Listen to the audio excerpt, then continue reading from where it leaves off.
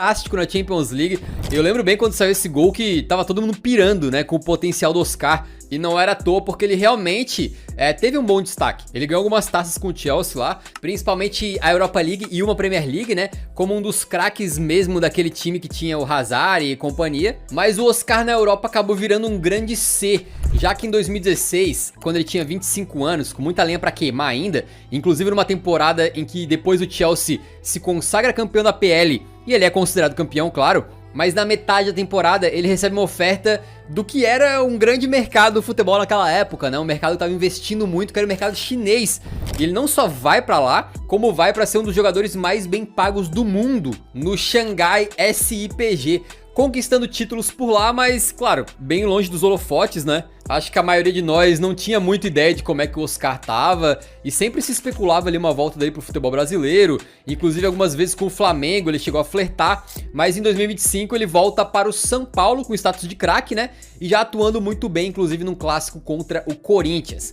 Agora é ver o que vai dar a partir daqui. Falando em São Paulo e Corinthians, o próximo nome da lista é justamente o cria da base do Timão, o Marcelinho, mas não é o Carioca, é o Marcelinho Lucas Moura, né? Porque a história do Lucas começa na base do Corinthians, onde ele foi apelidado como Marcelinho por ter sido formado na escolinha do Marcelinho Carioca. E aí depois ele termina a base dele no São Paulo, se profissionaliza por lá e se destaca muito também, por exemplo, sendo fundamental na conquista da Sul-Americana de 2012, inclusive metendo gol na final, né?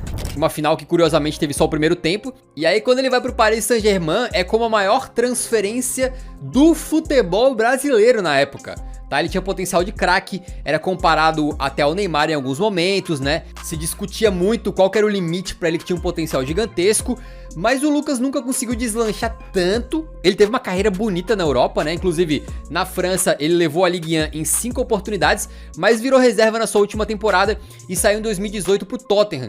E pelos Spurs, eu posso falar bem, né? Porque o Lucas nunca teve uma temporada assim de extrema unanimidade, onde ele foi aclamado.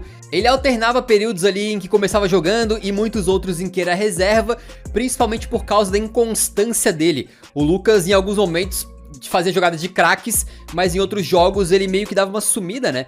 Só que tudo valeu a pena, acho, pra ele lá em Londres, quando ele viveu o momento mais memorável da sua carreira, naquela semifinal de Champions League, onde o Tottenham estava sendo eliminado pro Ajax, e o Lucas, do nada, resolve fazer um hat-trick com o pé ruim diante do Ajax do Erik ten Hag, lá dentro da Johan Cruyff Arena. Tá, um caso que a gente já contou trocentas mil vezes aqui, um dos momentos mais incríveis da história do futebol europeu recente, né? O Lucas marcou seu nome pra sempre na história do Tottenham e da Champions League também. E em agosto de 2023 ele decidiu então encerrar sua trajetória na Europa e consolidou o retorno ao São Paulo, o clube que o havia revelado pro mundo. E aqui que a história fica redondinha, ela fica fechadinha, tipo um roteirozinho de filme mesmo assim, porque vocês lembram que um dos últimos atos dele com a camisa do São Paulo tinha sido levantar uma taça que o clube ainda não possuía, né, que era a Sul-Americana. E aí ele volta e consegue fazer isso de novo, porque jogando mais como meio atacante ali, com liberdade pra flutuar por diferentes áreas do campo, o Lucas chega a tempo da partida de volta da semifinal da Copa do Brasil, que era um clássico diante do Corinthians. Ele não tomou conhecimento do adversário, deixou um dos gols do 2-0 e ajudou a equipe a ir pra final para enfrentar o Flamengo. E na final, por mais que não tenha metido seu gol, ajudou muito a equipe a levar um título que até então era inédito pro São Paulo.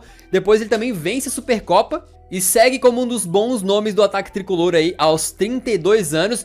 Então assim, se ele quiser e tiver físico, pode certamente ficar mais uns bons anos e virar um baita ídolo tricolor, porque parece que ele tá querendo demais, né? E claro, quem também tá querendo demais é o Coutinho do Vasco. O Couto surgiu na base do clube, né? E quando ainda era muito jovenzinho, foi pra Inter de Milão.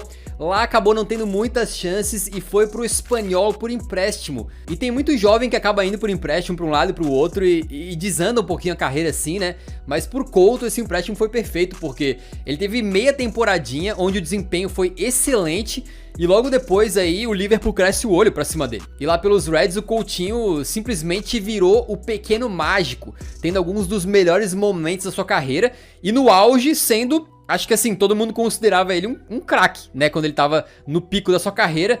Guardou alguns golaços icônicos, inclusive tinha a marca registrada do Coutinho, né, que era aquele chute de fora da área lá. Ele era um jogador muito querido pela torcida do Liverpool, até que ele foi pro Barcelona E aí a gente não sabe exatamente com precisão o que aconteceu, mas talvez um pouco pela pressão atrelada ao preço que o Barça pagou, ou talvez um pouco pela posição em que jogava também, tem uma discussão aí, mas ele não conseguiu repetir os mesmos desempenhos que tinha pelo Liverpool, e talvez o momento mais marcante dele no Barça seja justamente contra o Barça, né? Porque ele vai emprestado pro Bayern de Munique e pelo Bayern ele sai do banco e mete simplesmente 2 gols contra o próprio Barcelona naquele fatídico 8-2. Até hoje eu acho que essa é uma das maiores humilhações da história do futebol, cara. Não só pelo placar, mas tu ainda tomar 2 gols no final do teu próprio jogador que tá emprestado pra outro clube. Ele ficou só uma temporada.